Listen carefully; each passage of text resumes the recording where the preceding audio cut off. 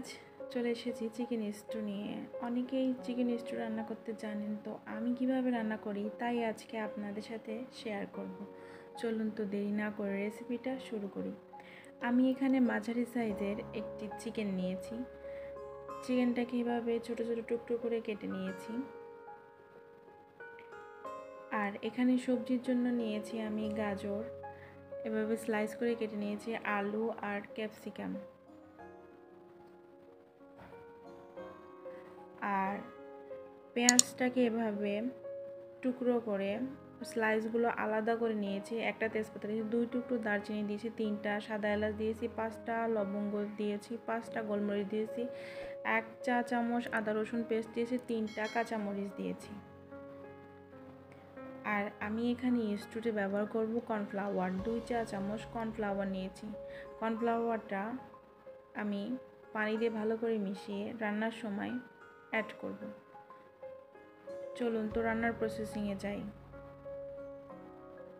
কড়াইতে আমি এখানে অলিভ অয়েল দিয়েছি। অলিভ অয়েলের পরিবর্তে এখানে সাদা তেল অথবা আপনারা মাখন দিয়েও রান্না করতে পারেন। তো তারপর আমি এখানে শুকনো মশলাগুলো সব এভাবে দিয়েছি আর পেঁয়াজ কুচিটা দিয়ে হালকা একটু অলিভ অয়েলের সাথে নাড়িয়ে নিব 1 মিনিটের জন্য। তারপর আমি এখানে পরিষ্কার করে রাখা চিকেনগুলো দিয়ে দিব। চিকেনের সাথে গোটা মশলা আর পেঁয়াজের সাথে একটু ভেজে নিব। তারপরে এখানে কেটে রাখা সবজিগুলো অ্যাড করছি। আমি এখানে কাঁচামরিচ আর আদা রসুন পেস্টটা দিয়ে মাংসের সাথে ভালো করে কষিয়ে নিব। তারপর এখানে রান্নার জন্য পানি দিব। আর এখানে আমি 1 চা চামচ সয়া সস দিয়েছি যাতে মাংসের গন্ধটা না থাকে। পরিমাণ মতো লবণ দিয়েছি।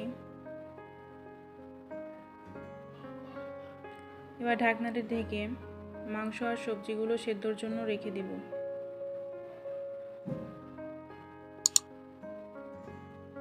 আমি চেক করে নিয়েছি মাংস এবং সবজি সব কিছু সেদ্ধ হয়ে গেছে। এখন আমি এখানে কর্নফ্লাওয়ারে পানি দিয়ে ভালো করে মিশিয়ে স্টুর মধ্যে দিয়ে মিশিয়ে নিব।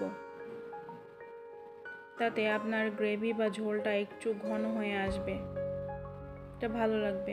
সবসময় রেগুলার মাংস মতো না করে এভাবে একবার ট্রাই করে দেখবেন। এটা অনেক বেশি স্বাস্থ্যকর এবং পুষ্টিকর ও আপনাদেরকে পরিবেশন করে দেখাচ্ছি।